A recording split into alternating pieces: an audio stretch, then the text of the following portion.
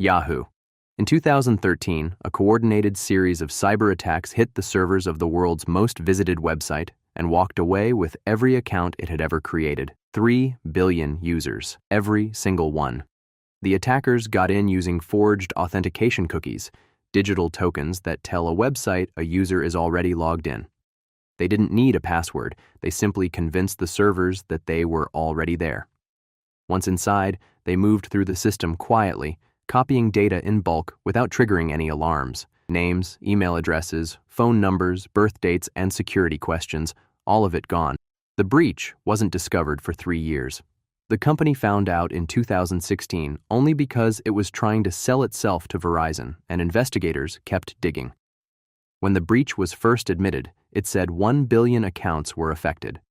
3 months later, that number was revised. The actual figure was triple what had been admitted, every account the company had ever created in its entire history. The cover-up knocked $350 million off the sale price to Verizon. The general counsel resigned. The CEO lost her annual bonus. A $117.5 million class action settlement followed. 2 Russian intelligence agents were later charged by the FBI, making it one of the few breaches ever tied directly to a foreign government. The stolen data is still circulating on the dark web today. It has been used in credential stuffing attacks against banks, email providers, and social platforms for years since. Target again in mid-November 2013, hackers broke into one of the largest retail chains in America.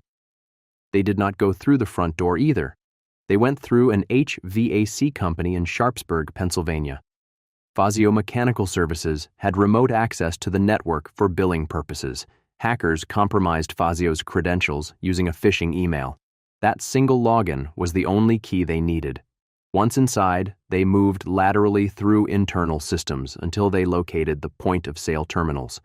They then installed custom malware on cash registers across 1,797 stores.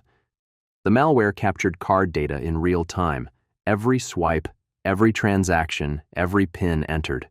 The breach ran from November 27th through December 15th, the peak of the holiday shopping season.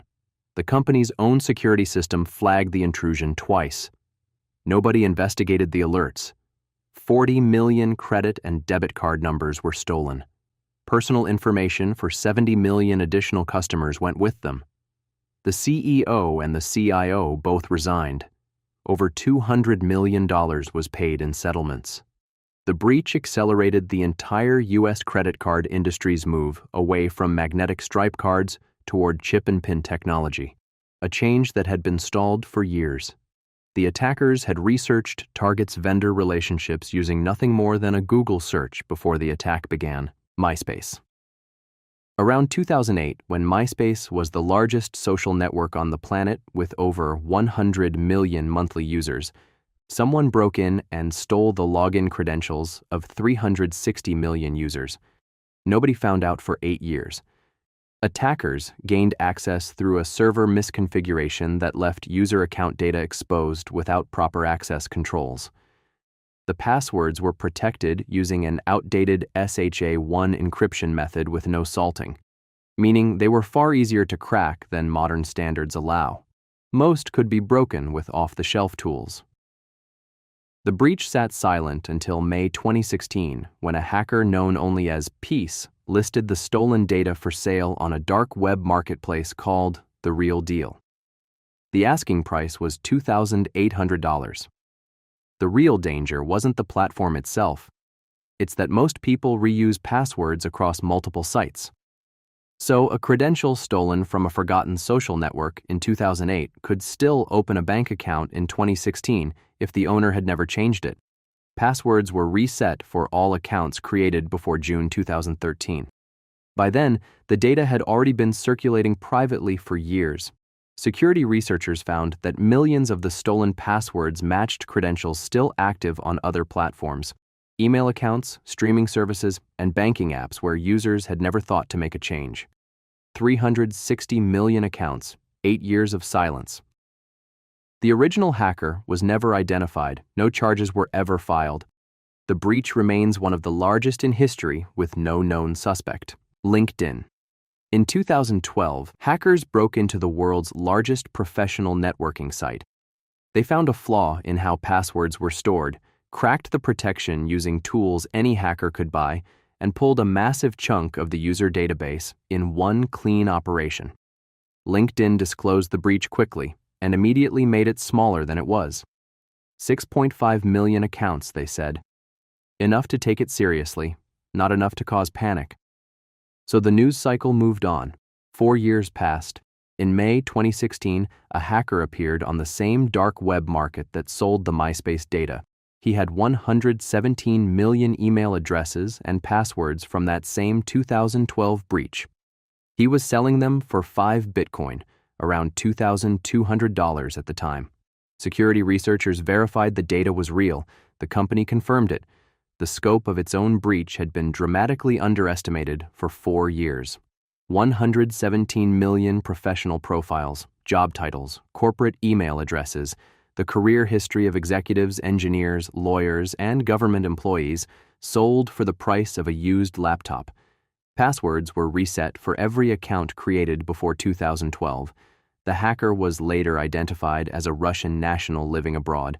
He was arrested in Prague in 2016, but fought extradition for years, which was challenging a government's attempt to transfer you to another state or country to face criminal charges. The case exposed a pattern that would repeat across every major breach that followed. Companies consistently underreport the scale of an attack in the immediate aftermath, and the true number almost always turns out to be far worse. Ashley Madison. In July 2015, a group called the Impact Team broke into a dating website designed specifically for people who wanted to have affairs. They spent weeks inside the system, moving through databases, mapping what was stored and where.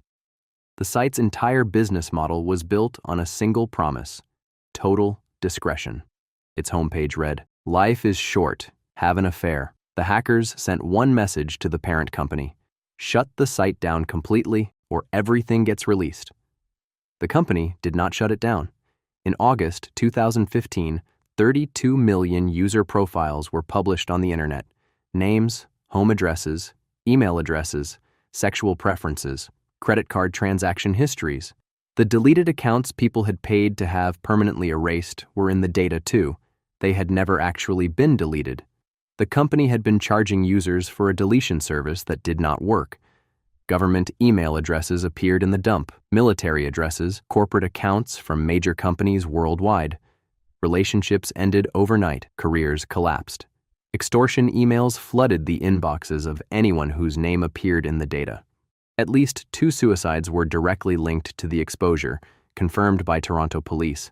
An $11.2 million settlement followed.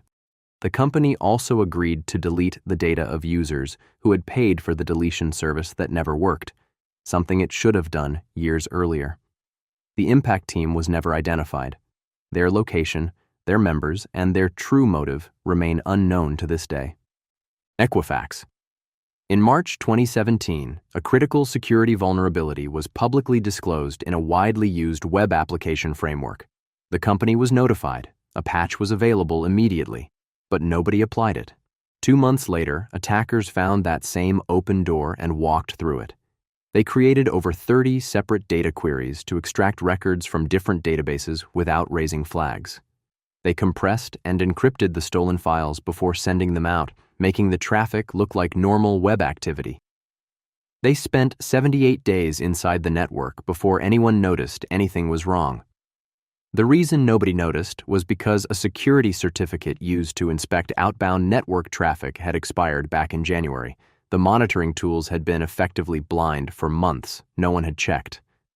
Equifax is a credit bureau. It holds the most sensitive financial data of American adults, collected automatically, without people choosing to share it, simply by having a credit card or a bank account. Names were taken, social security numbers, birth dates, home addresses, driver's license numbers, the kind of data that cannot be reset. 147 million Americans were affected. That is roughly 45% of the entire U.S. population. 3 executives sold company stock in the days after the breach was internally discovered, before it was disclosed publicly. A $575 million settlement with the Federal Trade Commission followed. 4 members of China's People's Liberation Army were later indicted for carrying out the attack.